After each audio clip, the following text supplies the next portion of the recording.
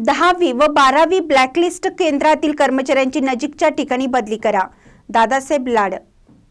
SSC, HSC परीक्षा केंद्रावरील पर्यवेक्षक बदलाबाबत ब्लॅकलिस्ट मधील परीक्षा केंद्रावरील कर्मचाऱ्यांची होणारी गैरसोय पाहता त्यांची अदलाबदल करताना त्यांना नजीकच्या परीक्षा केंद्रावर नियुक्ती करून सहकार्य करावे अशी मागणी शिक्षक भारती पुणे विभाग अध्यक्ष दादासाहेब लाड यांनी लेखी निवेदनाद्वारे विभागीय सचिव अध्यक्ष महाराष्ट्र राज्य माध्यमिक व उच्च माध्यमिक शिक्षण मंडळ कोल्हापूर विभाग यांच्याकडे केली आहे.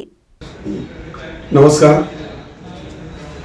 नुकत्याच SSC बोर्डच्या 10वी आणि 12वीच्या परीक्षा सुरू होत आहेत. SSC बोर्डानं जिल्ह्यातील काही केंद्र ब्लॅकलिस्ट त्यांची तयार केलेली आहे.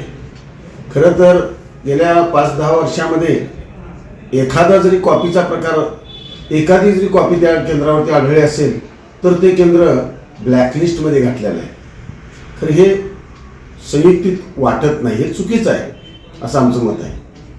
आणि अशा केंद्रांच्या मधील शिक्षक शिक्षिका पर्यवेक्षक कामासाठी किंवा केंद्र संचालक किंवा शिक्षकेतर कर्मचारी यांना दूरच्या केंद्रावरती त्यांची नियुक्ती करण्याचा त्यांनी निर्णय घेतलेला आहे. मी उदाहरण दाखल एक सांगेल आपणास. गडिंग्लज तालुक्यातील साधना हायस्कूल गडिंग्लज आहे. तिथील सर्व स्टाफ, तिथले केंद्र संचालक, तिथले सर्व पर्यवेक्षक म्हणून काम करणारे शिक्षक शिक्षिका शिक्षकेतर कर्मचारी या सर्वांना 35 ते 40 किलोमीटर अंतर असलेल्या हलकर्णी केंद्रावरती त्यांची नियुक्ती केलेली आहे. हे योग्य आहे का मला सांगा. मुळात 10वीची 12वीची परीक्षा जवळपास 1.5 महिने असते आणि अशा वेळेला 5वी ते 9वी किंवा 11वी या वर्गाचा अभ्यासक्रम कोण घेणार? त्या विद्यार्थ्यांना त्यांच्या अभ्यासक्रमापासून वंचित ठेवायचं का? हे चुकीचं आहे सर.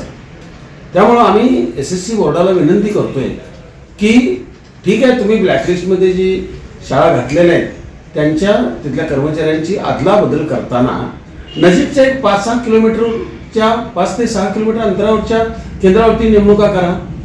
समजा मुख्याध्यापकांनी सांगितले की पहिले 3 तास घ्या आणि मग तुम्ही पर्यवेक्षणास सुपरविजनला तुम्हाला दिलेल्या केंद्रावरती जावा. त्या महिलांनी किंवा शिक्षकांनी पहिले सकाळी मॉर्निंग स्कूलला पहिले 3 तास घ्यायचे, 9-9:30 तिथं वाजते आणि त्यानंतर पुन्हा त्यांनी 35-40 किलोमीटरचा प्रवास करून जायचे. किती धांदल आणि किती गडबड होणार आहे यांची.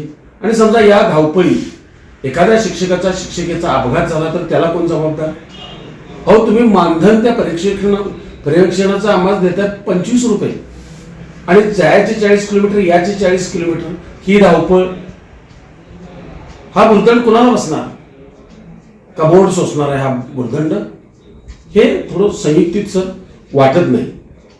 दुसरे काही मुद्दे आहेत की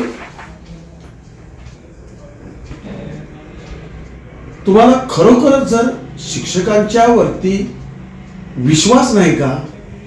बोर्डाच्या स्थापनेपासून आजपर्यंत माध्यमिक शिक्षक हे 11-12वीच्या 10वी आणि 12वीच्या परीक्षेसाठी प्रामाणिकपणे त्यांनी परीक्षेचं कामकाज केलेलं आहे.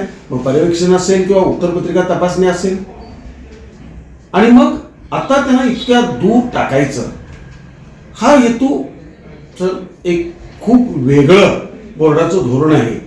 मुद्दाम शिक्षकांना शिक्षिकेना दमवण्याचा हा प्रकार आहे असं मला या निमित्तानं सर वाटतं.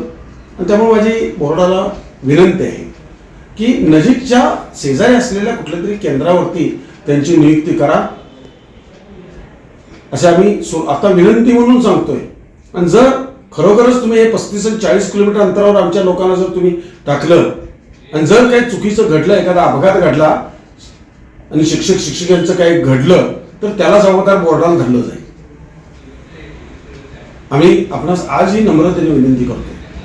ठीक आहे, तुम्हाला जर आमच्यावरती विश्वास नसेल तर वेगळ्या यंत्रणेमार्फत परीक्षा घ्या ना.